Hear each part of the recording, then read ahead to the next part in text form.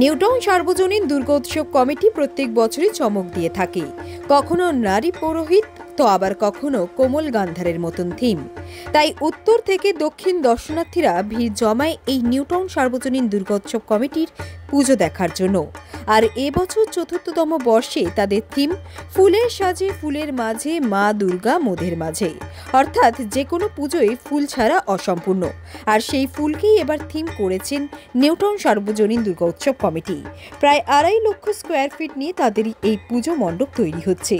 পুজো মণ্ডপের প্রথমেই ফুল, তারপরেই দুর্গাপুজোর যে ফুল ছাড়া অসম্পূর্ণ হয় অর্থাৎ শিউলি ফুল, সেই ফুলেরও ছোঁয়া থাকছে আরও একাধিক চমক।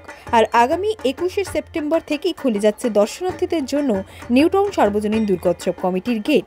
তাই আর দেরি না করে ফুলের মাঝে মা দুর্গাকে দেখতে আসতেই হবে নিউটাউন সার্বজনীন দুর্গোৎসব কমিটির পুজোতে।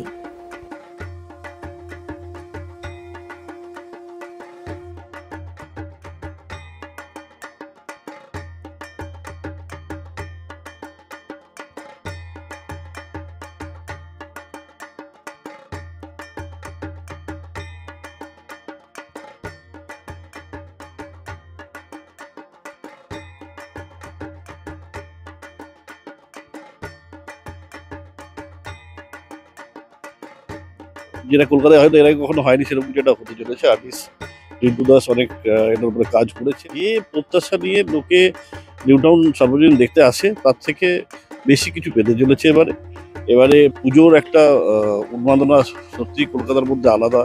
সিরিয়াসলি বলি কি, আমাদের শুধু ইউনেস্কো হেরিটেজ তকমা পাওয়ার থেকেও এবারে কিন্তু জিনিসটা একটা ইন্টারন্যাশনাল লেভেলে যাবে। যেভাবে সবাই, প্রত্যেকটা ক্লাব, প্রত্যেকটা অর্গানাইজেশন, আমাদের চিফ মিনিস্টার থেকে নিয়ে সবাই যেভাবে পুজোটাকে প্রমোট করার চেষ্টা করছে, সেটা একটা ভালো জায়গায় যেতে পারে। এবারে চিফ মিনিস্টার ভার্চুয়াল ইনোগ্রেশন করবেন, উনি 21 ইনোগ্রেশন করছেন মহালয়ার দিনে।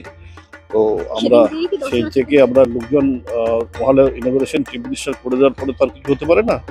তো মোটামুটি তারপরে আমাদের প্যান্ডেল খুলে যাবে পাবলিকের জন্য। আমাদের নিজেদের এখানে ট্রিটমেন্টের জন্য একটা মিনি হসপিটালের মতো করে দিয়ে আমরা এখানে 2-3টে বেড থাকে, প্রপার ট্রিটমেন্ট যেন দেওয়া যায়, বেসিক ট্রিটমেন্ট যেন দেওয়া যায়। নিজেদের ডাক্তার আছে, ইনহাউস ডাক্তার থাকে, আমাদের 5-6 জন ভলেন্টিয়ার আছে, খুব ভালো ডাক্তার। তারা এই ব্যাপারটাকে দেখে। একটাই অনুরোধ যে প্লিজ আসুন, মানে এই পুজোটাকে আপনার নিজের ভেবে একবার হলেও আসুন।